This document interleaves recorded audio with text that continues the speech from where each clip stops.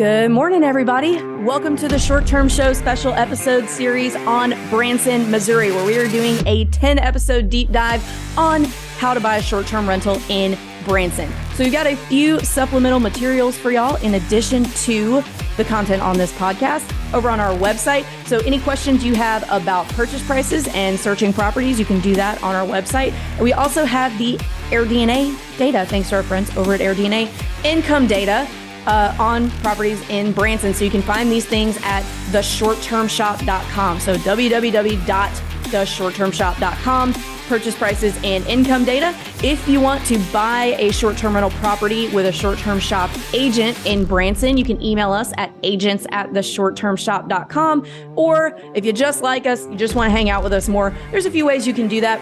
You can join our Facebook group. It's the same title as my book. It's called Short-Term Rental, Long-Term Wealth. We're over there talking about short-term rental investing all day, every day. Or if you prefer to talk to us in person or virtual person, you can join our Zoom call that we have every Thursday. You can sign up for that at STR-questions.com. We'll catch you guys over there.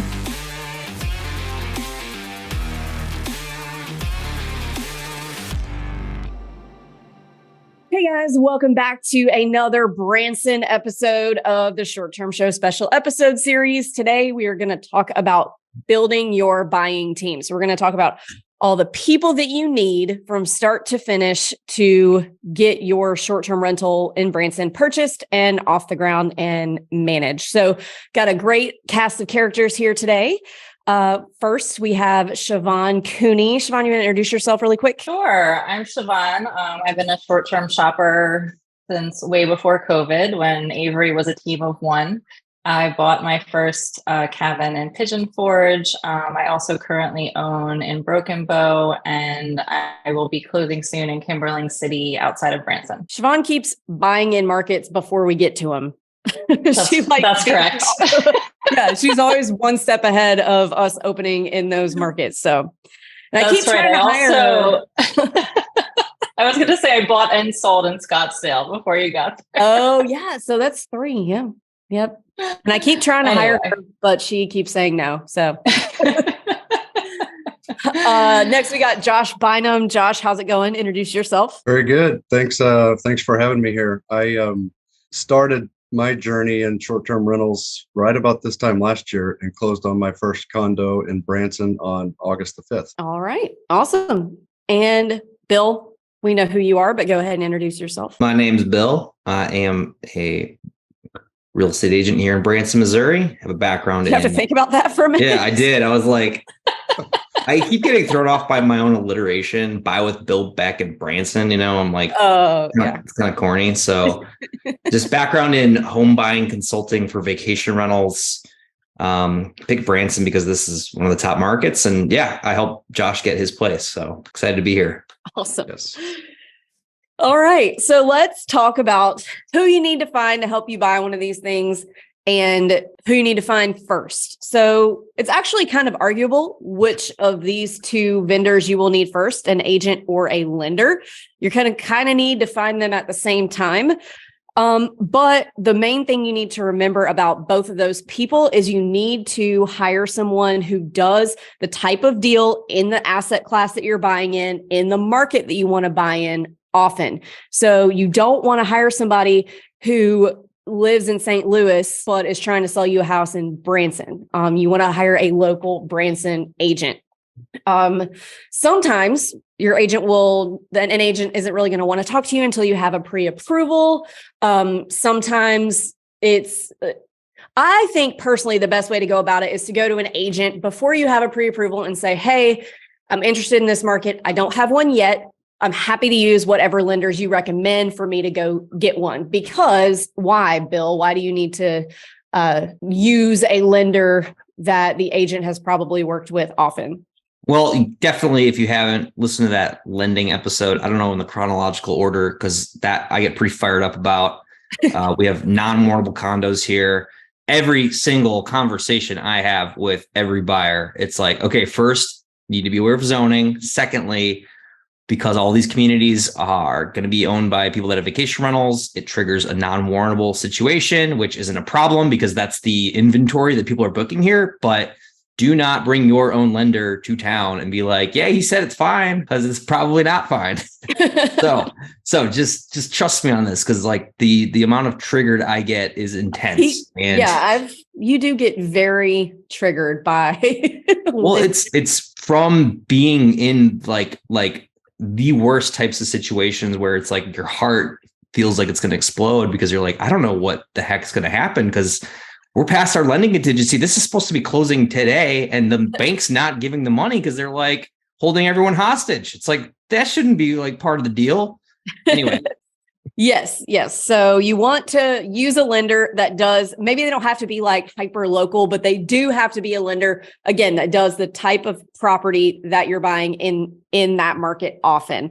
And I think a lot of people, especially new investors, can get a little turned off by wanting to use the lender suggested by agents, because I think that some people think that somehow we're getting kickbacks, or we're like, just trying to get our friend business. And A, that's not legal, and it's not really worth anybody's license and livelihood to do.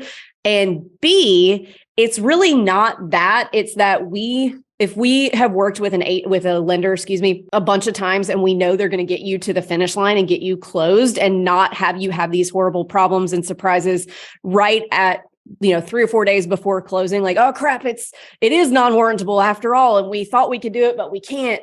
It's protecting you as a buyer and your earnest money by making sure that we're getting you connected with a lender who can do it. Now, of course, you want to shop and make sure that you're getting the best the best rates, the best deal, best products.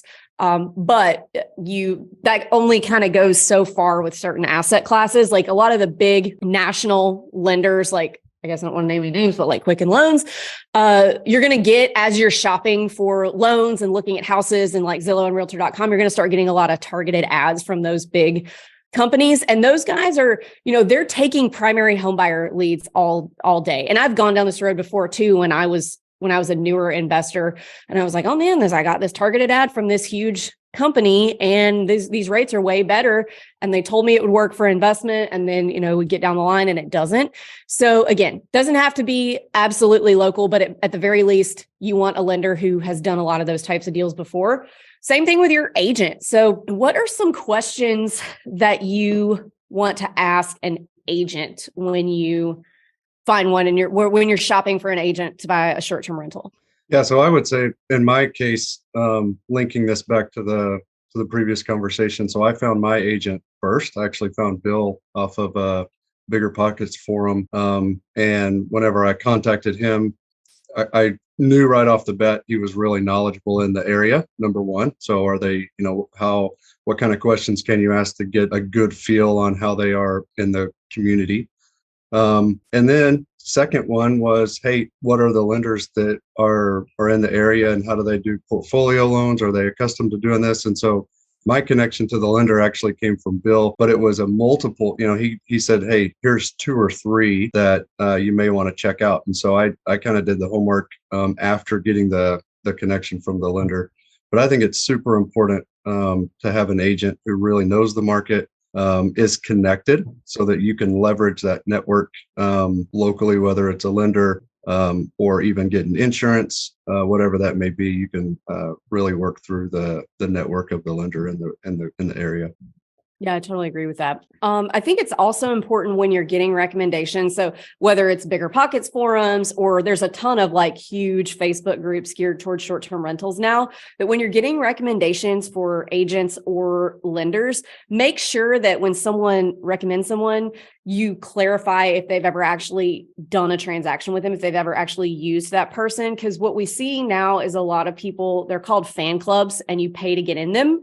I see it mostly with real estate agents. I don't know about lenders yet because I'm not as in that world, but you pay to get in them, and then everybody shares referral fees. So what happens is there's a bunch of people in this group, and anytime somebody asks for a recommendation in a market that one of their members is in, they just completely flood the feed with recommendations for that member. Half the time that member is not even, like, I see it all the time with people who are like buying something in the Smokies, and they're getting recommendations for agents like in Nashville or Cookeville or Johnson City or places that are not there. And there's like a ton of recommendations, and it's because of those fan clubs, which I think a lot of people don't know those exist. So just anytime you're taking a recommendation, really for anything or anybody in any business, make sure that that person has used the person that they're recommending before. But once maybe you've gotten a few recommendations and you're talking to these agents and or lenders, there are a lot of just general real estate investing podcasts from way back that say, you know, the first agent that answers the phone is the one who gets my deal. Well, I don't think that that's necessarily true. I think that that's kind of bad advice in any asset class of real estate investing. Like if you want to buy a 25 unit apartment building and I'm the first one that answers the phone, you are totally screwed because I don't know how to do that. Like that's not what I do. I sell single family short-term rentals. So the first person who answers the phone, all that means is that is the person who happened to be holding their phone when you called. So make sure that you're asking some questions like, hey, how many deals did you do last year? I like to see a busy agent. And the reason for that is we'll call them busy agents. And then I call the other kind Aunt Susie agents. Everybody has an Aunt Susie who does real estate and she's been in it for 20 years or, you know, an Uncle Ricky or whoever. And they maybe do 3 or 4 deals a year. So the reason that's a problem when it comes to buying investment properties is the last couple of years are a really good example of this. 2 years ago, you had to offer $100,000 over asking on everything because there were 1,000 buyers on every property. So an Aunt Susie agent who hadn't done many deals that year might not realize that. And you might be going around, she's like, oh, you know what? Yeah, let's offer 20,000 under asking and see what happens. You're not getting any deals because Aunt Susie doesn't have her finger on the pulse of the market really, because she hasn't been in it doing deals monthly, weekly, and really understanding what's going on. Conversely, now, if Aunt Susie did a few deals in 2021 and knew how crazy it was, come now, you don't have to make $100,000 offers over asking anymore. So what can happen is somebody who did 4 or 5 deals in 2021, did maybe 2 or 3 last year, and now they're like, okay, yeah, we got to go in super hard. The market's really crazy. And now you're offering way too much when you don't have to, because they just don't have enough experience over time. And they're not doing it often enough to really have like that good pulse on the market. So I like to see a busy agent. I don't want you to answer the phone every time I call you. I want to make sure that you're like, actually that you're doing deals other than mine. I don't ever want to be anybody's only client. Yeah, if they're the first one to answer your phone, they may not be busy enough. Or, you know, just the stars aligned that they happen to be right there. And then I also want to ask, okay, of how many deals did you do last year? Of those X amount of deals, how many of those were primary homes versus short-term rentals? Because especially in markets where there's like Branson, where there's regulations and zonings that you have to worry about, if you have an agent who sells mostly primary homes, they might not be familiar with the zonings and what needs to happen in order for you to be able to short-term rent it. And you could end up with, you know, a problem on your hands. So do you guys have anything to add to that? Anything to add to questions to ask agents? Yeah, you know, the other piece similar to the zoning piece, especially when you think about cash flow that can really play a big role, is the COA or the POA or the HOA or whatever that may be. And I know that whenever I was working with Bill, he had a really good idea by neighborhood of what those condos would be charging. So it helped me with my numbers just as I was going around and looking at properties to have that, because that, you know, it can range significantly based off of amenities or whatever that may be. And so that's a big piece that I was really thankful the agent had that information. Siobhan, did you have something to add to that? Yeah, I was just going to say that I think that agents who are also investors tend to look at the transactions differently. So they are more attuned to the numbers. And they're also, you know, if they own or they manage or some combination of both, if they've been doing this for at least a couple of years locally, then they're probably pretty good at estimating what the property is going to bring in. And I think that that's also really important because, you know, as margins get tighter, $10,000 or $20,000 in either direction can really make a difference. I do agree being well connected is very important, especially when you're starting off in a new market. If you already have something in that market and you have your team already in place, and that's different. But if it's a brand new market, you don't live there, you know, having people that you can call for maintenance, cleaning, et cetera, is really, really helpful. And that is, something that your agent should be providing if they're an investor friendly agent. Yeah. And kind of to your point about agents who are investors, I tend to avoid agents. I look at everybody's social media. I'm a total stalker. And there are some things that when I'm looking at agents' social media that I avoid. I don't like people who say, call me for all your buying and selling, like all your real estate needs. I don't want that. I want a specialist. I don't want you to do jack of all trades is a master of none. I want somebody who focuses on this specifically. Another one that I don't like is and this one is like hyper specific and maybe I'm crazy. I don't like to see agents posting pending deals that are not closed. Like, don't call attention to my deal, period. It's not closed yet. It's not mine until it's closed. I don't love that. And then I also I don't want to see anybody who's acting like super aggressive. And you can see that on social media too, when people are like, I'm a bulldog, I'm a fighter, I fight for my clients. And that's not actually what gets you anywhere for your clients. What gets us you get more bees with honey, just like I tell my 4-year-old. She says that. She quotes that to people. You can get more for your client in a deal by saying like, hey, we're not trying to be difficult here, but the numbers really just kind of stop working at this point.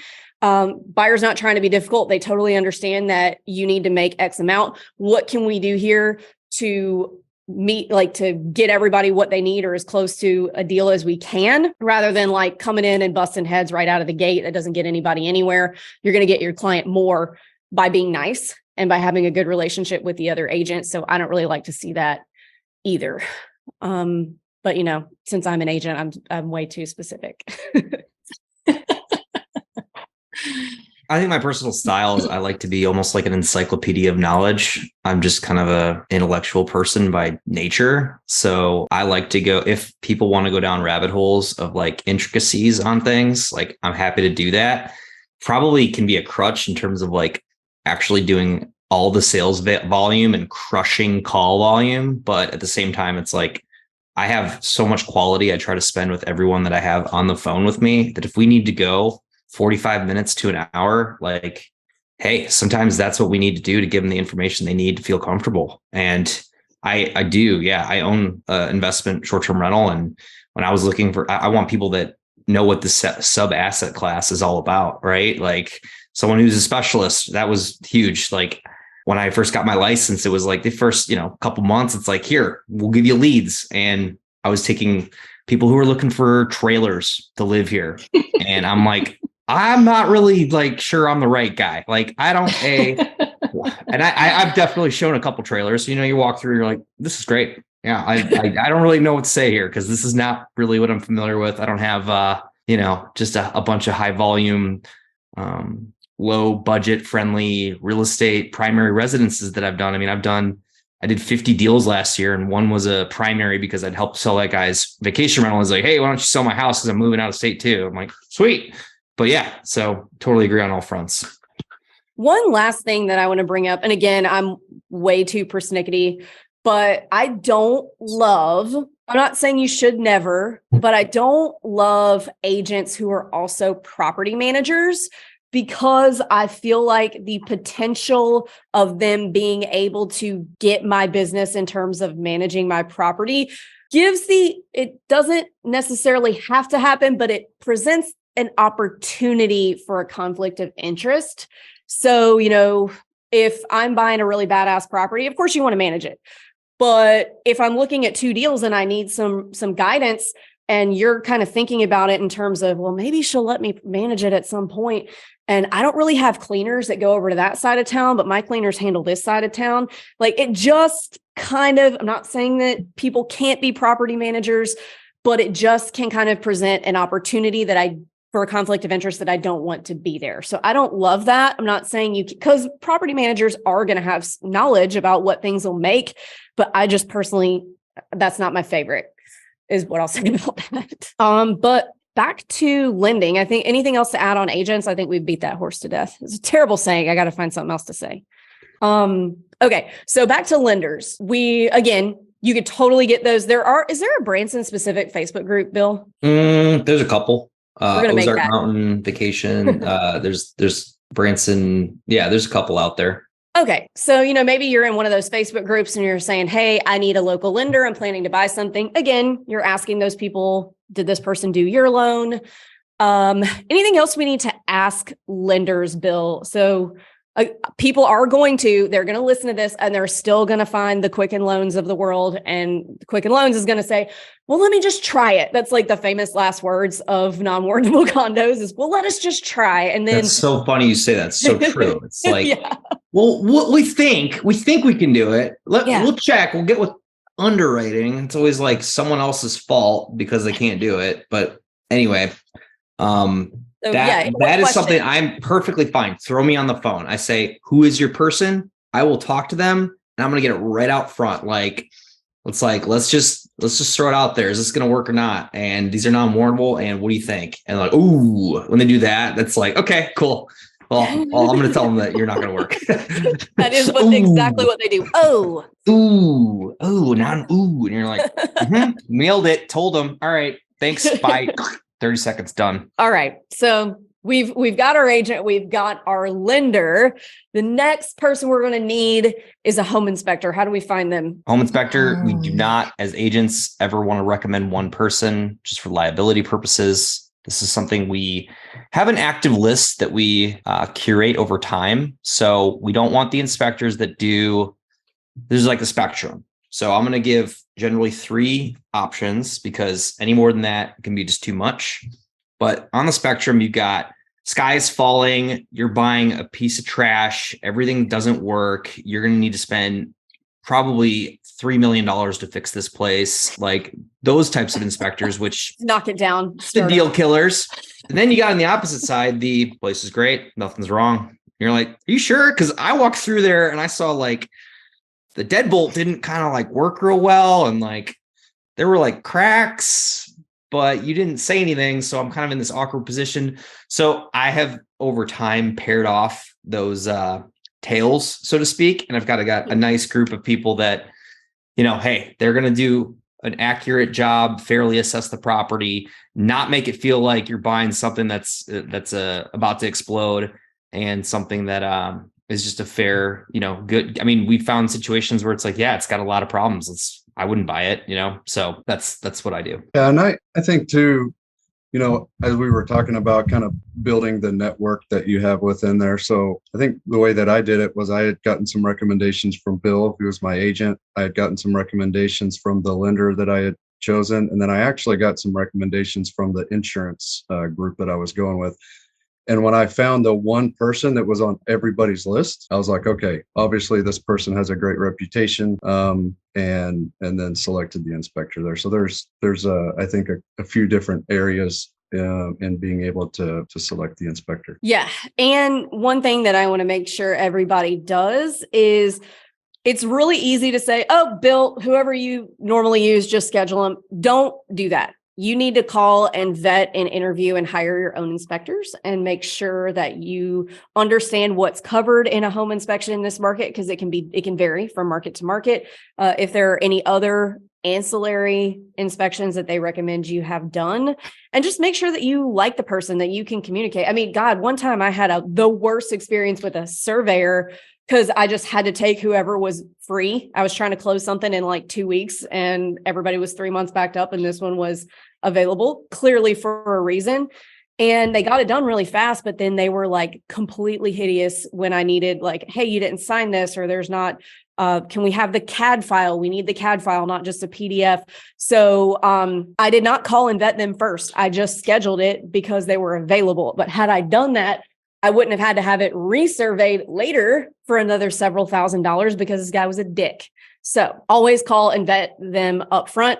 Anybody, we're talking about home inspectors now, but make sure that you guys get along and that you communicate in the same way and that everybody understands what's going on. But the worst thing you can do is just say to your agent, just schedule whoever, because things can get really blurry if something's missed and then whose fault is that? So always call them and vet them yourself. I think too, that's a good point, especially whenever, depending on the season and the market, like for myself, I was closing right during peak season over the summer. I'm looking to try and get an inspector in July.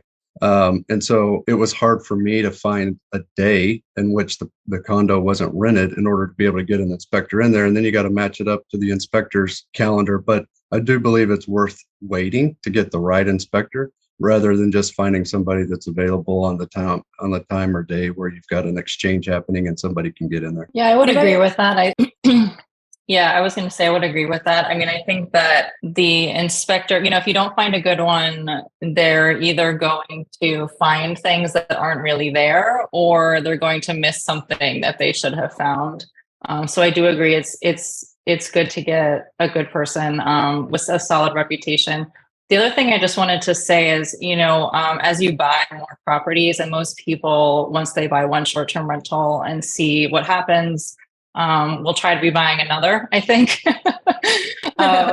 But I think that the inspectors are really good sources of information, because I know that, me personally, as I've bought more properties over time, I've learned a lot more about the way houses work. So I think that, if you are able to attend the inspection and you read the report, if you can't be there, just read the report and definitely ask questions, because over time, you will want to know those things about the way that the septic works and the gutters and, the fire pit is too close to the house and all of that stuff. You don't want to be a newbie forever. And I think the inspector, if they're a good communicator, is a really good source of information for all of that. Yeah, really, really good point. And a lot of people don't, is it customary? It's customary in some markets for agents to attend inspections. It's customary in others for them to not be welcome at inspections, period. What is it in Branson, Bill? I hardly ever go. I encourage them, if they are able to come and do it and visit, they're happy to do it. I really, frankly, just don't want to get in their way, because I know they want to efficiently go through their thing. And if I'm just hovering, hey, it's okay, what's this bald dude hanging around behind me doing? So I generally do not go unless someone specifically asks, please, can you go with? Which I've only had once or twice. So it's atypical to do that. Okay. Yeah, I should clarify my previous comment here. Don't distract the inspector. So let them do their inspection. You can be there, but don't follow them around asking questions. It's horribly distracting. And that's probably a really good way for them to miss something that they would have otherwise realized about the property. Totally. So anyway. All right. Anything else about inspectors before we move on to insurance? No? Okay. So actually, I'll just say that of the few inspectors I select, it's people are which one's the best? And it's I can't tell you, because they're all pretty much good enough to be on par with each other. So, I know you said don't go with the cheapest one, but I mean, factor that in, how much they cost, and then also factor in availability. As Josh mentioned, we'll have times a year where it's we've got 2 slots in the next 2 weeks. So whoever can make it work, that's probably what you're gonna have to work with. So, yeah. All right. Enough on inspectors. Let's move on to insurance. So in some markets, insurance is a huge deal. It's very expensive in coastal markets, and you have to shop and shop and shop and find somebody who will do it. How difficult is it? Is the insurance piece a big piece of the puzzle here, Bill, or is it pretty easy generally? Because I know everything's condos, so a lot of times you're only having to insure what's inside the property. Tell me about insurance. Yeah.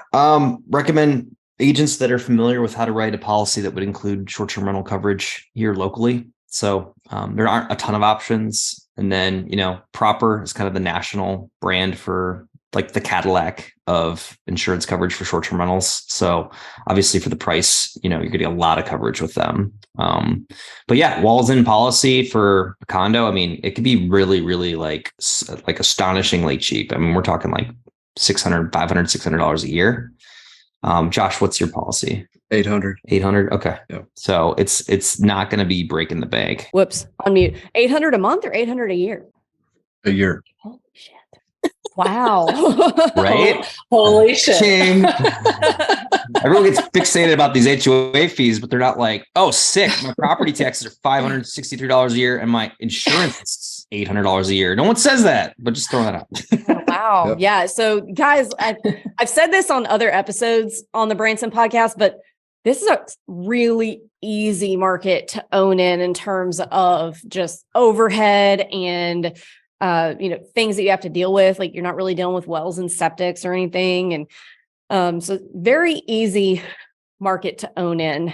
So how do we typically find insurance agents in this market? Or, I mean, I guess you could do the usual Facebook groups, ask your agent, all that stuff. I would imagine, though, you don't have to find anything terribly specialized. So it could really be anybody that does STR insurance. Yeah. Anybody who asks me, I'll just give them a short list. So say, hey, call up each of these, and it's not going to be a huge like menu of options. So it's a pretty short list. Okay. Well, that's pretty easy. And let's see. So is Missouri a title state or an attorney state? We are a title state. Okay. And this is a part of the puzzle that kind of gets skipped over a lot of times about choosing title companies to close at, because typically the agents just use whoever they normally use. And if you want to use somebody else, you can, but it's kind of, I don't want to say it's inconsequential, because that's not a good thing to say, because it matters. But, title companies, typically we just use the one that we use all the time, that we know their process and all that. But what's the process for choosing a title company in Branson? Oh, good question. I mean, I honestly don't ask everyone every single time, like which title company they want to use. Frankly, it's just one of those things that they're all pretty similar as far as what they provide. Yeah. It just kind of comes down to like speediness of getting a title commitment. Some of them will take like 2 weeks to get that title commitment. Others will take like a day. So it's like, well, that's nice to have it quicker. It's the method by which you can do your earnest money. Some of them are like, you've got to wire us or mail us a check, whereas others are like, you can go to our website and do an online deposit. I generally think that's easier is better especially for title stuff. So if title fees are something that if someone really wants to get into saving a couple $100, like definitely call around to different title companies and see which one might give the best pricing. But at the end of the day too, it's like, you're right. Some agents, it's really interesting in our market that some agents actually have, you must write offers with this title company in order for us to, and that's as a listing agent, which I don't know if that's like breaking the rules, but like basically like, we want you to use this closing company and title company to do a deal. Yeah, I don't think it is. I think sometimes sellers have title companies that they prefer hold it. So in some areas, it's common for one of the real estate brokerages to hold it. We don't hold earnest money at short-term shops, so we always have the title company hold it. So like in some markets, it's title companies have been like, that's really weird. Like, why is one of the brokerages, why do you want to, we can hold it, but that's kind of weird. And in some markets, it's like, yeah, the title company always holds the earnest money. So I've always, when I started, I would always just ask the listing agent, because if I wasn't familiar with title companies, I'd say, who do you want us to use?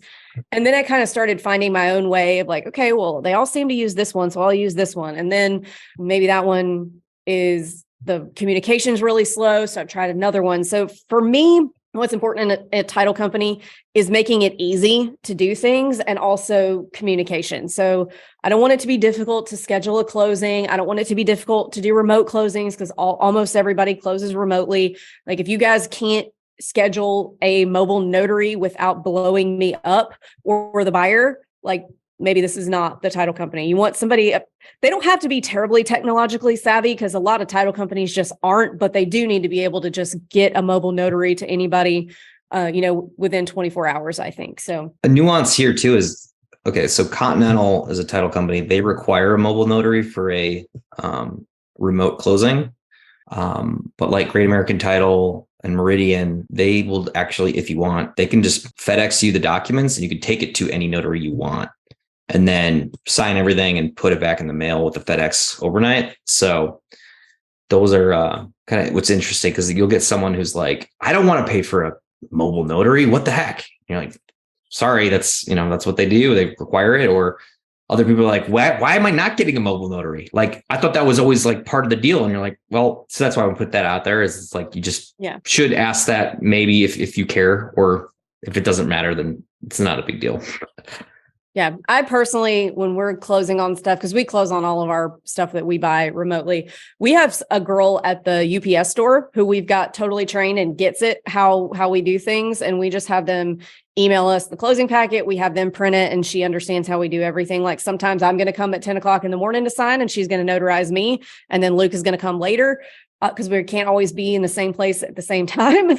And I mean, I'm a big fan of just taking it to any UPS store and doing that. But yeah, so mobile notaries, UPS stores, if you're closing remotely.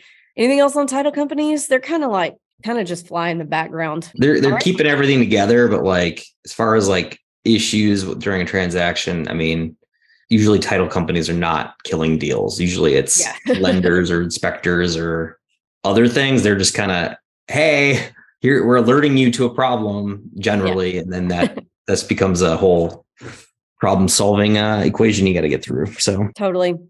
All right. So I think that's pretty much everyone involved in the transaction to get it to closing. So let's talk about finding vendors. So cleaners and handy people. I recommend you really just need the cleaner and the handy person to start, and then you can kind of build everybody else out from there as you get going. Like you don't need to have every single potential person you would need lined up in order to go live on Airbnb. You just really need those two at first. So how do we find those two usually? I mean, I've got a master list I share with all my clients. I've just been building it over time.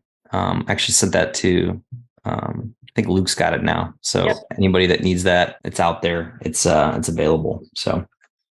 And again, same thing as everything else we've talked about, either Bigger Pockets forums or pretty much now, almost every market in the country has a short-term rental investor Facebook group specific to that market.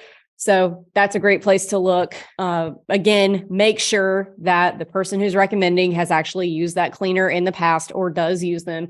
It can work a little funny though with this because sometimes like you will never catch me recommending my cleaner in any Facebook group because I don't want her getting too busy. I need her to have time for me. So there's a little bit of that going on. But a lot of people are like, maybe their cleaner is just starting and they really want to help them build their business because they're really great. So that'll be, I think, the best place to start. What do you, other than just recommendations from your agent? I think the cleaners are probably the hardest part of the entire puzzle. And sometimes you do go through a few of them, but I am a heavy user of the Facebook groups for both cleaners and maintenance. But I think that once you find one good person, and it might be the agent or it might not when you're building the team, they often know other people. So, if I go to someone for maintenance and I'm like, hey, there's something going on with my hot tub, they might be like, oh, I don't do that, but call this person. And 99% of the time that will work out really well. So, I think use the network of the people who you already know. Sometimes it's the agent, sometimes, other local owners, I feel like are a really good resource. But the Facebook groups, I think over the past few years have become really, really helpful to the local markets. And people do get reputations on there for either being good or not so good at cleaning and maintenance. You're muted, Avery. I'm stuck on mute. I keep doing that today. So, I see you talking, but there's no sound. I like my desk is right in front of a window that's got a road in front of it. So I always try to stay on mute in case any loud trucks go by, and then I forget to turn it off. So what kind of questions do you ask cleaners? Because I think some people, especially new people, will say like, I want one cleaner. I don't want a company. I want them to be the same person every time. And that's just not typically going to work, guys. So don't do that. But what questions do you like to ask to make sure that they're going to be able to do the job efficiently? I mean, I always ask for referrals. I ask to speak to someone else who they are already working with. And that person, as far as I can tell, has always been really honest with me. I've gotten some really good feedback from people, like this person's really good at this, maybe not so much this other thing. So just be on the lookout for this, one particular thing, the cell phone that doesn't always work, doesn't have good reception, stuff like that. I also ask, if they have the Airbnb listings of the places that they clean, because I like to see the comments and I like to see what sort of cleanliness scores they are getting. And if they are consistently doing well in cleanliness, then I feel like that's a good sign that it's probably a good cleaner, because otherwise, the owner is not making up for all of those mistakes. I mean, maybe some of them they are by refunding cleaning fees or whatever, but I do think that when there are consistent cleaning issues, it does start showing up in the reviews some way or somehow. That's genius. That actually hasn't occurred to me, to go find the listings of the ones they clean and see if there's anything about that. Wow. That's a good tip. I'm surprised Luke doesn't use that one. he may. Well, we haven't hired. Well, yes, we have. We have hired one cleaner in the past 2 years. We lost one in Florida. But yeah, we've had our Smokies cleaner for 5 years. Is he going to rip that off now? Be the enemy cleaner method? Yeah. Well, you know what? Somebody told me one time. Actually, I was in the elevator at the last Bigger Pockets conference, and he said, "I don't know how cool this is to do. It's a little bit slimy, but what I do is I get on Venmo and search my friends and so if they know any investors that are in that market in their phone, and they start looking at who people are paying and snag their cleaners that way." Set all of your transactions to private. There's no reason that needs to be out there publicly. Make it a drug dealer though. Right. Oops. Yeah. They're definitely calling the wrong person. Yeah. Drug dealers, prostitutes. Yeah. Don't know until you text them. Gambling, debt, all sorts of fun. Venmo. I like it though. Yeah. And same thing with handyman. Typically, I've always found my cleaner first, and they happen to know a handyman, because a lot of times they're in there at the same time because they have to do everything in between guests. So they'll have some recommendations. Do you guys have anything specific that you ask handymen? We really don't. We just throw them a job one time, and if they do it well and in a timely manner, then they stay on the list. And if not, then we don't call them again. Absolutely that. Yeah, I do that. Just, hey, throw you a job, see how you do. And then if it's good, and keep you. If it's not good, or I had a guy that was just too chatty. He nice guy, but it was we would get into story mode, and it was dude, I'm looking at my watch, you got to pick up on social cues here. I got it. Chop. We got to go. Knock this out. Love you, man. But I don't have 45 minutes to talk about just stuff. Sorry, man.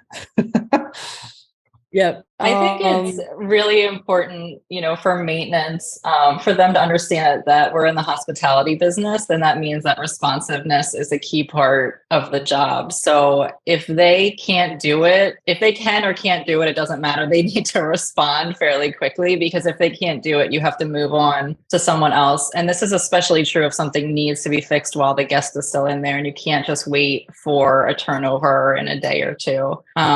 Because again, it does come back to reflect in the reviews. So they have to understand that part of it. The other thing I really like about maintenance people, and it took me a while to realize this, but my favorite ones I think are good at anticipating issues before they start. So whether I'm hiring them for preventative maintenance to come in quarterly or monthly, whatever, or not, just to sort of check on the place and look for a loose doorknob and I don't know, with the nail sticking out on the deck or something. The ones that go in are kind of hey, I noticed this other thing about your place and I just wanted you to know. And, when they are also a set of eyes on the property, maybe not for that specific reason that you sent them, but also for something else, I find that really helpful. And then I feel if they're looking out for my best interest, then I'm more likely to call them. They're going to be top of my list the next time I need somebody. Yeah, that's actually a really, really good point, that they don't just go in and do the bare minimum. If there's anything else that they see, hey, I think you might want to check this out, that's super helpful and really valuable. Mm-hmm. So also another hot tip from Siobhan. Speaking of tips too, if they if it's a first time and I want to hey, thanks for your job, I'll give them a little tip just to be thankful, because it literally helped pay back. Because I had him do another job for an actual real estate transaction on the side, and he missed something, and I was like, hey man, you didn't do this. He's like, oh, I'm sorry, I'll go get it, knocked it out and didn't charge me. So I was just throwing that out there. Yeah, I mean, with it being a lot of condos, you're not going to need, there's actually probably not that many things you're going to necessarily need a handyman for, because the HOA is going to take care of all the exterior stuff. So again, another reason why it's just really easy to own in Branson. Well, if nobody has anything else that we feel like the listeners might need to hear about, nope. Going once, going twice. All right, cool, guys. Well, if you guys are interested in buying a house with Bill, or condo with Bill, excuse me, a non-warrantable condo, you can hit us up at agents@theshorttermshop.com to get connected. Or if you just feel like, hey, I just want to lurk and learn a little bit, you can lurk away in our Facebook group called Short-Term Rental, Long-Term Wealth. Or if you want to ask us questions, we have a live Zoom Q&A every Thursday, and you can sign up for that at strquestions.com. Thanks, y'all.